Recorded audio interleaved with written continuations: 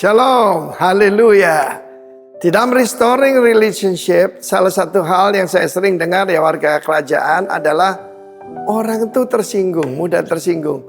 Apalagi kalau lagi sensitif ya. Baru saja mungkin mengalami sesuatu, kita salah mengucapkan satu kata-kata atau apapun, bisa akibatnya jauh saudara ya. Tetapi Amsal 12 ayat 16 mengatakan bodohlah orang. Dari mana kita tahu orang bodoh? Cepat menyatakan sakit hatinya. Seketika itu juga tong kosong nyaring bunyinya. Tapi yang bijak yang mengabaikan cemooh.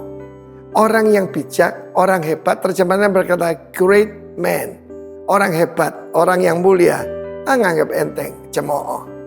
Kita melihat bagaimana Saul waktu masih muda. Dia Saul bin Kis waktu masih muda. Firman Allah mengatakan dia diurapi untuk jadi commander daripada Israel untuk menghadapi musuh-musuh. Ya, jadi bukan urapan raja, David urapan raja, tapi dia urapan daripada pemimpin. Orang-orang yang dursila, orang-orang yang tidak berarti suka menghina orang. Masakan orang dapat menyelamatkan kita? Bahkan waktu dia dipenuhi Roh Kudus, mereka juga menghina. Apakah anak Kish ini termasuk rombongan Nabi? Mereka menghina dia, tidak membawa persembahan kepadanya. Ini yang hebat. Apa tanda orang hebat? Ia pura-pura tuli. Kalian tahu tentang the three wise monkeys? See no evil, hear no evil, and speak no evil. Masa kalah dengan monyet? Ya, see no evil, hear no evil, and speak no evil. Kita melihat bagaimana waktu dia masih muda, belum berpangkat tinggi, diurapi Tuhan, begitu saja dimulai dengan kehilangan keledai. Mungkin kau kehilangan pacar atau kehilangan apa, kesempatan Tuhan memberkati ketika masih kosong. Kalau hatimu lagi kosong hari ini, jangan diisi yang lain. Dia diisi dengan Roh Allah, dengan urapan Tuhan. Dia pura-pura tuli. Dalam hidup saya, maka ada keuntungan nama saya Arifin.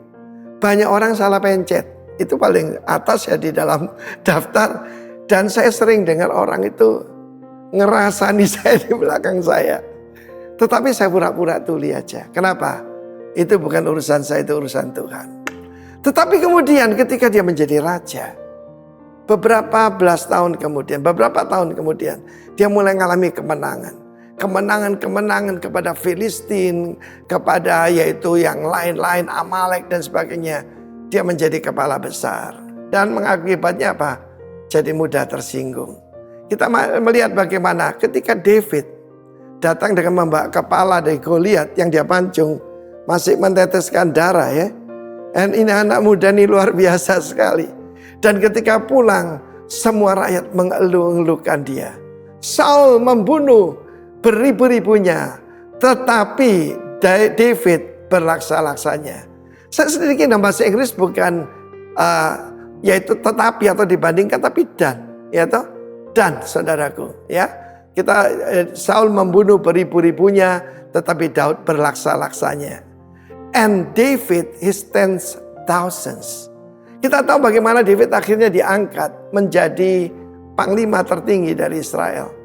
Tetapi Saul begitu sakit hati, bahkan dia melemparkan lembing pada David 2 kali. Orang kalau tidak bisa menjaga hati nanti jadi pembunuh. Kita melihat bagaimana Herodias, nanti saya ceritakan episode yang lain. Ketika ditegur yang benar, ya toh tidak boleh kamu berhubungan dengan iparmu. Dia menyimpan kejengkelan yang berakhir dendam dan dia minta sekarang kepala Yohanes Pembaptis di sebuah talam. Karena itu saudara, bagaimana tahu seseorang beri dia kuasa, itu aslinya orang akan keluar. Tuhan memberkati kita warga kerajaan. Jaga hatimu. See no evil, hear no evil, speak no evil. Jangan kalah dengan monyet. God bless you.